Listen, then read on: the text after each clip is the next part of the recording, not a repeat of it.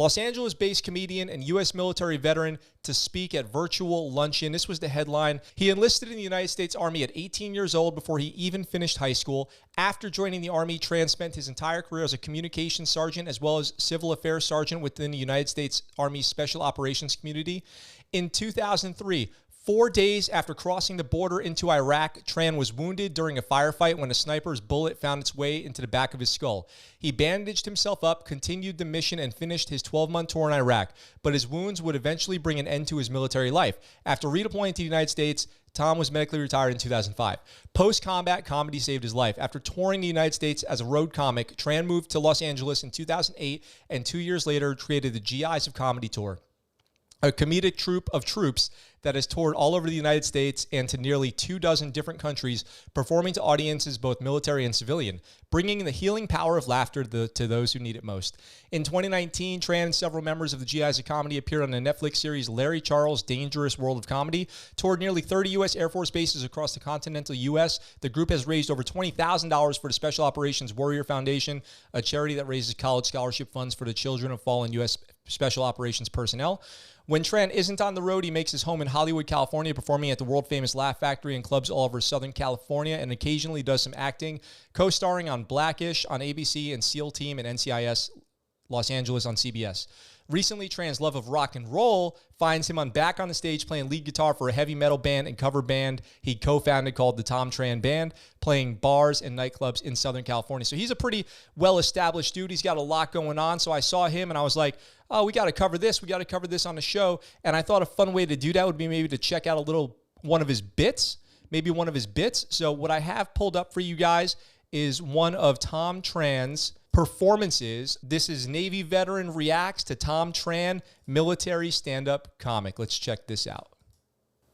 I'm a retired United States Army Staff Sergeant. I retired because in 2003, when I deployed to Iraq, my first mission outside the wire, I was in a gunfight, and I took a .7.62 round from an AK-47 to the back of the skull. Honest to God's truth, that's why I retired. It screwed up my short-term memory, and I can't remember a lot of things, which is why you might see me looking at my hand occasionally. And people are like, that's terrible that you don't have a good memory. And it's not, because I live with a woman, and it could be the best fucking thing that's ever happened in my life. Because I have a built-in excuse to forget everything. And just can't get mad at me, because that would be unpatriotic. I was on tour one time, I called. I was like, hey, I made it safely. She's like, why didn't you fill the ice cube tray? I'm like, because I forgot. She's like, why? Because I got shot in the goddamn head. Fighting for your freedom, so which one do you want, ice or freedom? You can't have both, that is selfish. Kids in Afghanistan that would love ice. Probably freedom too, but freedom, ice is a lot easier. I got a Purple Heart for it. You guys don't cheer for that. It's the worst fucking ribbon you could get. That just means the other guy almost killed you. That's all that means. But the thing about the Purple Heart is, in the state of New York and in the state of California, when you have a Purple Heart, they give you a free license plate. Did you know that? That's one of the few advantages to being shot in the head in combat. Let me tell you a funny story about the first time I got my license plates. I was in New York, my hometown, Buffalo, New York, and I got my Purple Heart license plates. This was 2004, right after I got back from Iraq. And I get my plates, and I call my buddy Matt down at Fort Bragg, North Carolina. And I said, hey, Matt, I got my Purple Heart plates. And Matt has 3 Purple Hearts. So he's been shot 3 times. This was like 2004, right after the first year of the war. A lot of support for the military. Matt goes, put them on your car and see if you can get a ticket. That doesn't seem like a good idea.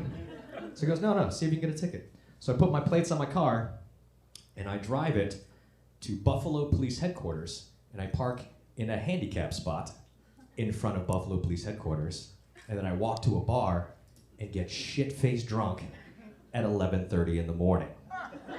And then I walk back to my car, and I gotta take a piss, so I start peeing next to my car, and this cop comes out, I was like, is this your car? I'm like, yes, sir, it is. He goes, where are you going? I'm like, to a bar?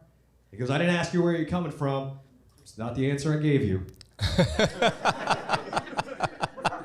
He goes, is this your car? I'm like, yes, sir. Just come back from Iraq? I'm like, yes, sir. He goes, you wait right here. So gets his partner. His partner comes out, they put me in a squad car. The partner gets in my truck, and they drive my truck to my house, and then walk me into a bar. And they buy me lunch and a beer at 11:30 in the morning. And the cop goes, "Airborne Sergeant," and fucking leaves. So I call Matt, I'm like, "Yo, you are not gonna believe what the fuck just happened." So I tell him, and he goes, "I meant roll through a stop sign, you idiot, not gonna fucking DUI." All right, that was awesome. What did you guys think? Did you guys like that? Did you guys think that that was a pretty good comedy set there by Thom Tran? If you did, make sure you go show him some love. Tell him the ScuttleButt Show sent you, and maybe we'll get him on the show. Maybe we can get him on the show. Would you guys like to have another comedian on the show? We haven't had one in about, a year? It's been about a year since we had a comedian on the show. We had a string of comedians last year. So who is Thom Tran? Who is Thom Tran? It sounds like he was Special Forces, right? Because he was a communications sergeant. That would have made him an 18 Echo in the Army. He would have been with an ODA, and he would have been out there in Iraq, and he got shot in the head. So what does that mean, shot in the head? Like, how do you get shot in the head with a 7.62 and live to tell the story? So I'm speculating here. I'd love to hear what you guys think in the chat about how this happened in the comments.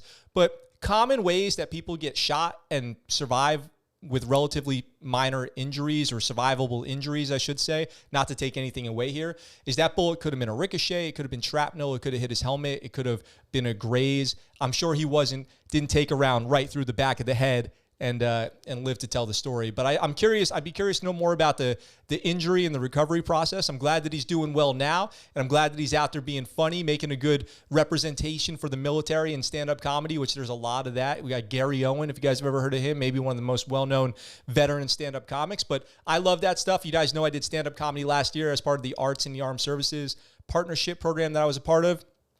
ASAP, the Armed Services Arts Partnership. Shoot, I probably better get that right. I'll follow that up, and we'll get somebody from them on the show. What's up, guys? Thanks for watching that clip from our live show. We're live right here on YouTube, Sunday through Thursday, 1800 Pacific Standard Time. If you want, come on by, join the chat. I'd love to hear from you. If you like that video and you want to see more, consider checking out this video right here or subscribing to the channel with this button right here. I look forward to talking to you really soon. I'm out for now.